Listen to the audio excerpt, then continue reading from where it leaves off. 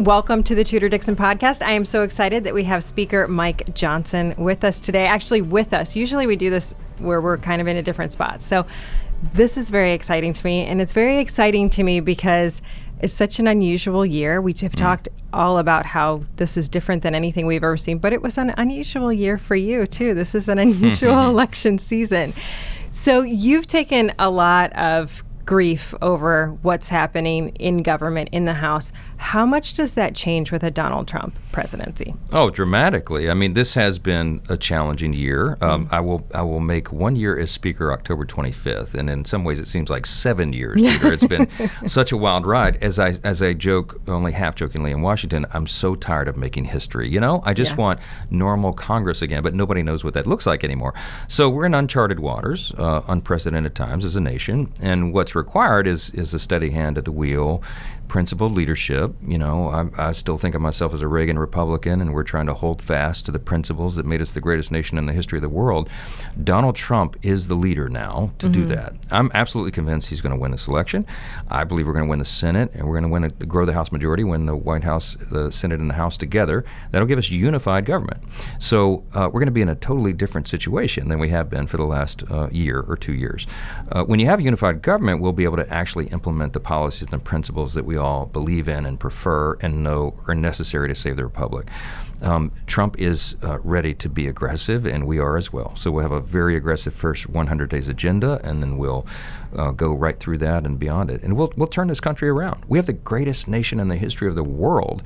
We're just off track right now. I think everybody understands that, and I think that's why we're going to win in November. Let me ask about principle, because that's something that when you took this position as Speaker, there was all of a sudden all this news about he's got a biblical worldview, and that was suddenly a bad thing. And I think for Christians it was shocking because suddenly we were being painted as these corrupt, crazy, like you're bringing in something that is very, very negative. And that was shocking. But now in the last week, we've seen some pretty radical behavior from the Democrats when it comes to religion, not just skipping the Al Smith dinner, not just the Dorito debacle here in Michigan with Gretchen Whitmer, but also just recently we had Kamala Harris say to someone who yelled out Jesus is Lord in her rally, this is not the rally for you. We have talked multiple times about religious liberties being at risk right now. What's it like from your perspective, openly as a Christian talking about the Bible? What do you think the plan is on their side? I think these are very serious times. I was a religious liberty defense lawyer for 20 years before I got to Congress, so this is my area. And we've been seeing this develop over decades now, the gradual progression of where the left has gone.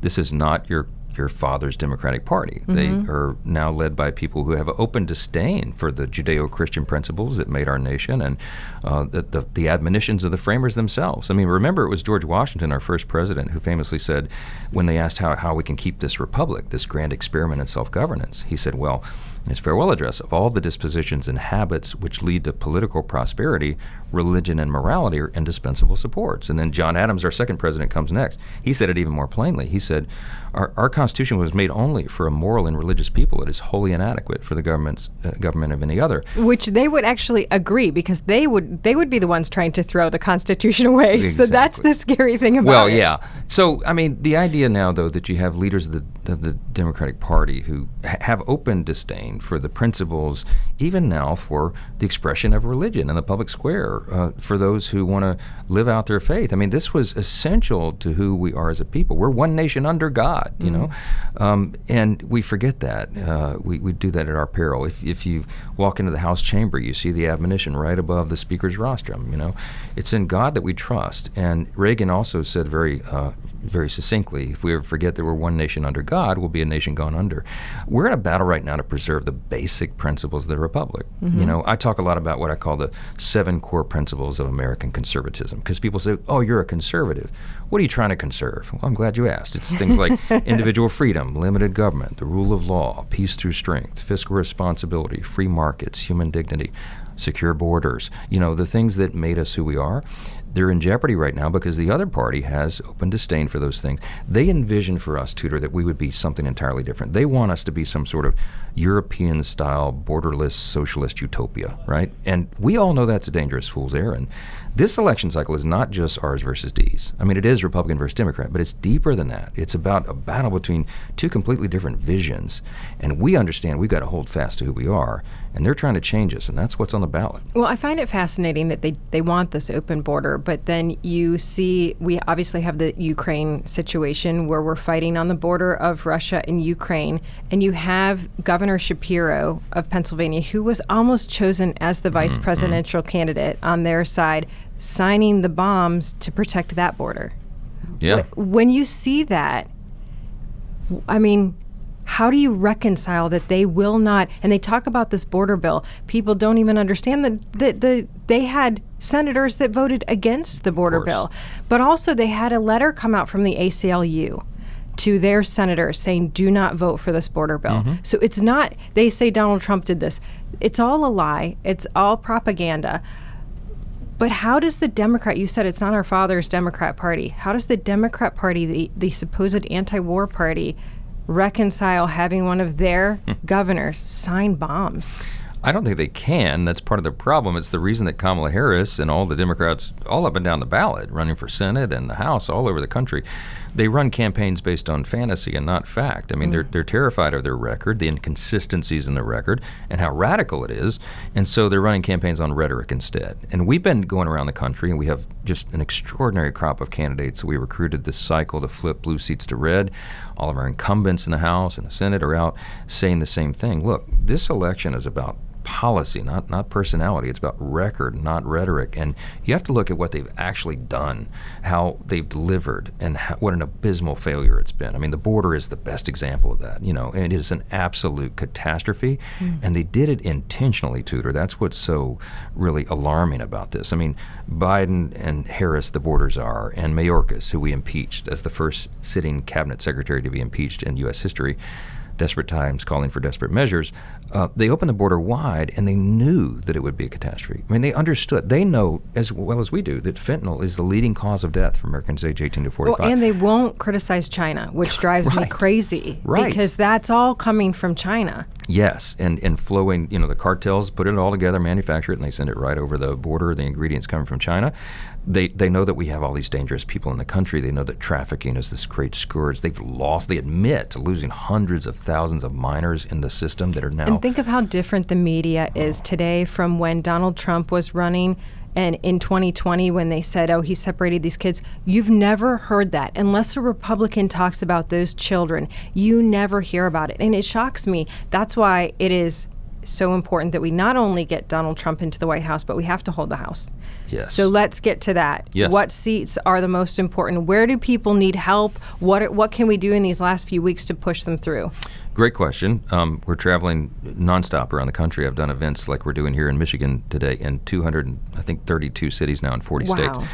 Yeah, but we spent a lot of time in the swing districts and the toss-up districts. And so you're looking at California and New York that are going to help us decide largely the majority in the House. Isn't that funny? People don't believe that. Right. They think that those states are just off the map somehow. But I was in North Carolina a few days ago, and they said, why do people keep going to California and New York? And I said, congressional seats. That's right. So tell us who you're looking at there so people can help them. Well, in those two states, I mean, we have districts that Republicans won that Joe Biden won in the presidential. So they're D plus 2 or 3 or 5 or 10 seats. And we have conservatives in those seats because they're so good at what they do. So in California, the closest races right now are like Mike Garcia. I mean, he's a former Top Gun pilot, exceptional legislator, a great conservative. He's South L.A. County, where they have 29% Republican registration. He's going to defy gravity and win again because he's so good. And we've got guys like David Valadao out there, and John Duarte, and Michelle Steele, and Young Kim. And they're in really tough, challenging, divided districts. But they're so good and so credible, and they're out there presenting the answers to the great challenges facing the country. They're doing it with such credibility that they can win the day and win over.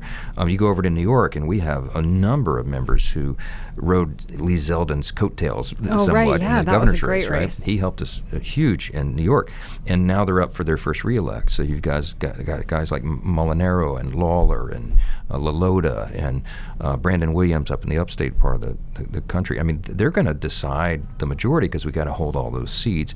And then you have somebody like Allison Esposito, who's running, former NYPD cop, who's running for Congress, and she knows the language, speaks to the people. Oh, she's tough. She's I've tough. seen her She's interviewed. tough. I wouldn't want to be on the bad side of her. I mean, I'm glad she's on our team, right? I agree, yeah.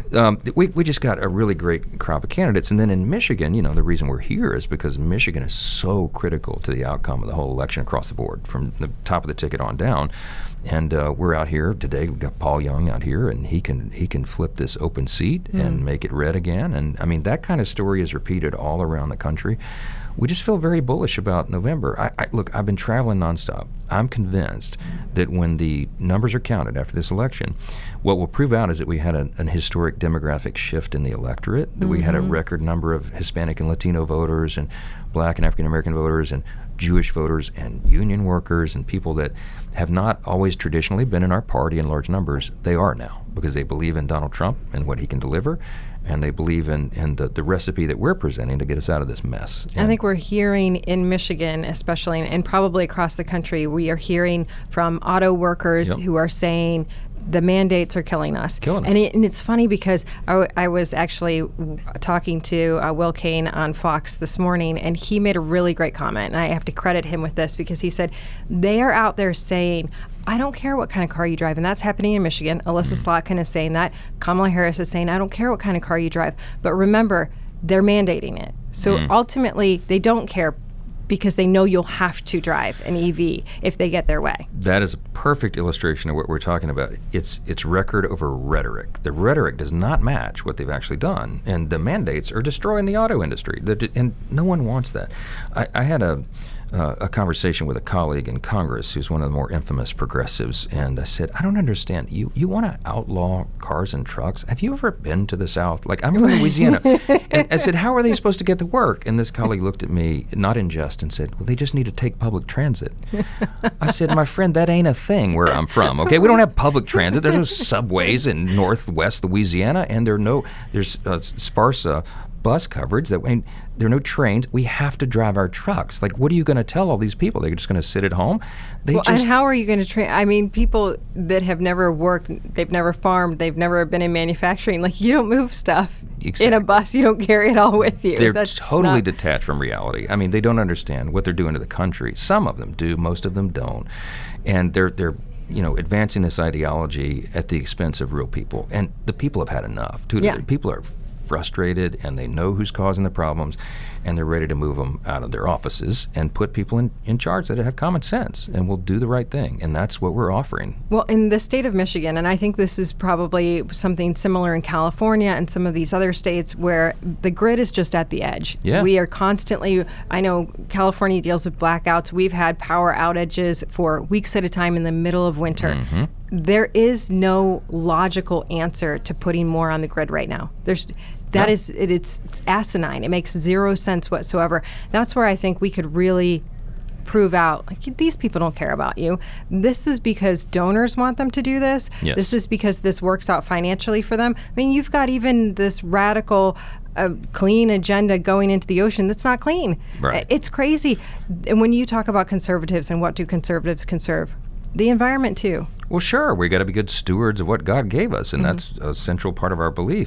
But he also wants us to use the natural resources that we have, and fossil fuels is part of that. Natural gas, LNG, liquefied natural gas is one of the cleanest sources of energy available. And guess what the Biden-Harris administration did? They turned off the spigots, literally. They paused the export of LNG. I've talked to our European allies, our neighbors and friends. They're desperate for our exports. So how does that affect the world? Because just to really quickly get to this, I know that we've talked about, well, we need to get a control of Iran and everything that's happened in Israel, but the fact of the matter is that it can all be managed here by protecting making sure we're the leader. It's not just being energy independent, it's also being a leader in energy, correct? Dominant, as Trump says, right? He's exactly right. We achieved that in his administration. We were a net exporter, and we had stronger national security. Why? Because energy policy is national security policy. It's all tied together. Because guess what? When our European allies, as you know, when they can't get LNG supplied from us, they've all turned their spigots off because they're further down the road on the crazy green agenda than our colleagues here are. those countries have to supply their energy needs, and they wind up going hat in hand to Russia to get it. Yes. So it fuels Vladimir Putin's war machine. And by the way, the gas that they're producing over there is much dirtier product than what we have here. It just is completely counterproductive. And if we all live in the same world, then that should ultimately matter, which I think is fascinating. But I think the point that you're making is that national security, when it comes to energy, is also world security. That's right. And then that ultimately leads to peace. And again, I'll say again, Donald Trump was signing peace treaties. The Democrats signed bombs. There's a huge difference in our parties. And ultimately, that's why you got to go out and vote this season. That's exactly right. Everything is on the line right now. It's the most important election cycle of our lifetime. That's not a bumper sticker slogan now. Everybody knows this one is different. It's two completely different visions for who we are as a country, and we get to make that choice. That's the beauty of our system. And so every single person has to get out and vote. It doesn't matter what state you're in. Every vote counts. As Trump says, he told me last night, we got to make it too big to rig. That's his thing. He's exactly right. We got to make it too big to rig because the other team, how many of you know in your audience, they cheat sometimes, okay? So we have to make sure that we send a decisive message. So every one of us, all of our friends and family, everybody at church, everybody involved, get everybody to the polls. This one counts. I know you get a lot of criticism, but you just said the other night, Trump said that to you. You guys are on the same team. Oh, yeah, 100%. I've spent Wednesday night with him at Mar-a-Lago, Thursday night with him at the Al Smith dinner. We talk constantly. We have a big job ahead of us, and continuity of leadership in the House is going to be really important in that, and President Trump knows that. I told him this, and I'll tell your audience. I said, Mr. President, what I say to him privately, I'll say publicly, look, you're going to get another term, and you could be the most consequential president of the modern era because, sir, we have to fix everything, right? And it's going to be policy and agenda driven. It's going to rely upon sound, steady leadership in the Senate and the House. And we're working with our Senate colleagues. This will be bicameral. And with Trump's leadership, I'm absolutely convinced, Tudor, that we can fix this. And God's going to give our country another chance. And we're going to get it done. Well, we appreciate you. Thank you for coming on today. Speaker Johnson, it's been a pleasure, and we are out there fighting alongside you every single day. We know. Keep going. Thanks so much. Absolutely. Thank you. Have a great rally. Yeah, it's going to be fun.